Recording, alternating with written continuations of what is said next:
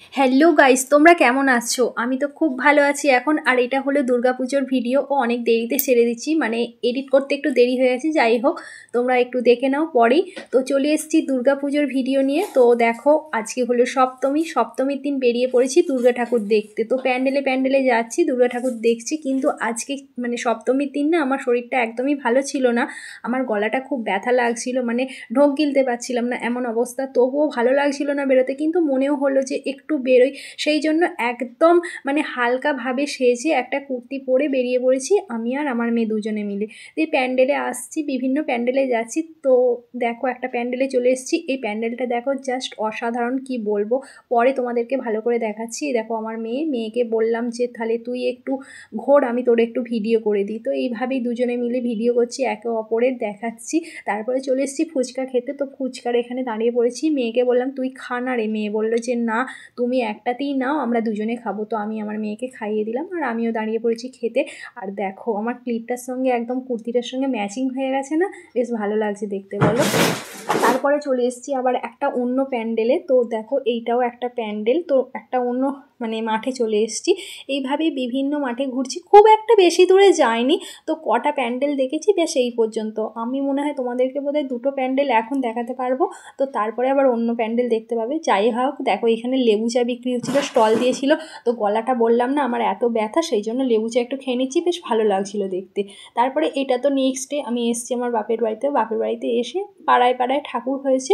তো একটা পাড়াতে চলে এসেছি, সেখানে ঠাকুর দেখলাম, ওইটা একটা। তারপর আবার চলে এসেছি একটা অন্য পাড়া, মানে একই গ্রামের ভেতর অন্য পাড়া। তো এইখানে একটা ঠাকুর দেখে নিলাম। তো ঠাকুরগুলো প্রত্যেকটা জায়গায় খুবই সুন্দর হয়েছে, আমার তো খুব ভালো লাগছিল ঠাকুর এবং প্যান্ডেলগুলো দেখে।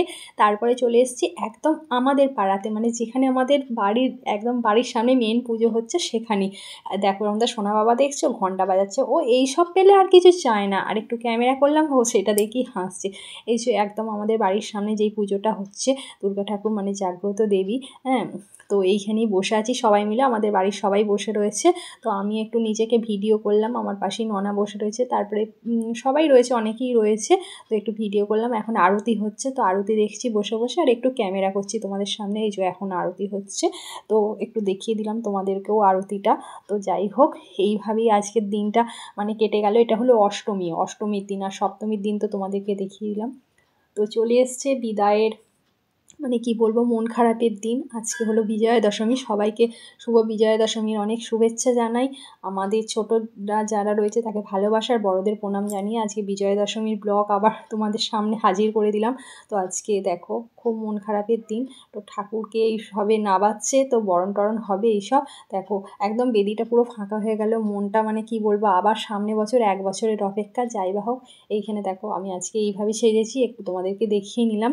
আর কি বলবো, ফাঁকা জায়গায় আর ভিডিও করতে ভালো লাগছে না। কি সুন্দর মানে বেদিটা ভর্তি ছিল, তো ভালো লাগছিল। তারপরে দেখো এখানে কত ভিড় হয়েছে দেখতে পেয়েছো, ঠাকুরকে ওইখানে নামিয়ে দিয়েছে, আর সব নাচানাচি হচ্ছে এখন, বুঝতেই পারছো। মানে একটা খারাপ মোমেন্টের মধ্যেও একটা আনন্দ হচ্ছে। আর এই দেখো এখানে ছেলে কালী মা, সরি, চামুণ্ডা মাকে নিয়ে যাচ্ছে, সেই জন্য একটু তোমাদেরকে দেখিয়ে নিলাম ওইখানটা। আর দেখো দুর্গাতলায় মানে থেকে এবার ঠাকুরকে নিয়ে যাচ্ছে এবার বিসর্জনের জন্য। তো দেখো দুর্গা ঠাকুরকে এবার তুলে নিয়েছে। তো আমরা সবাই মিলে যাচ্ছি পিছনে, আর কত ভিড় দেখো, সবাই যাচ্ছে। আর দুর্গা ঠাকুর কিন্তু আমাদের রাস্তা দিয়ে যায় না, আমাদের দুর্গা ঠাকুর কিন্তু ধান জমির ভেতর দিয়ে যায়। দেখো অত মানে ধান জমি, তো তার ভেতর দিয়েই দুর্গা ঠাকুরকে নিয়ে যায়। এটা মানে আমাদের রীতিনীতি মানে একটা চলে এসছে। তো যাই বা হোক, এই দেখো এটা হলো একাদশীর দিন, দেখতে পাচ্ছ তোমাদের একসঙ্গে সব ভিডিও দিয়ে দিচ্ছি একদম, মানে সপ্তমী থেকে একাদশী পর্যন্ত। একাদশীর দিন যাচ্ছি আবার আমরা ঠাকুর দেখতে, কারণ বেশি প্যান্ডেলে ঘোরা হয়নি ঠাকুর দেখা। আর প্রচুর কাদা,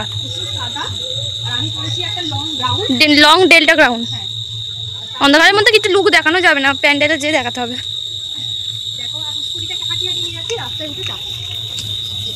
কত কাদা দেখেছো?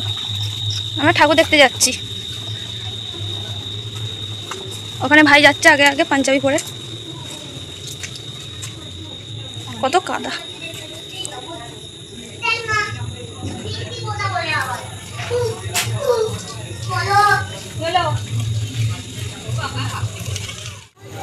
পাঞ্জাবিটা আমাকে দে রে, পাঞ্জাবিটা দে আমাকে।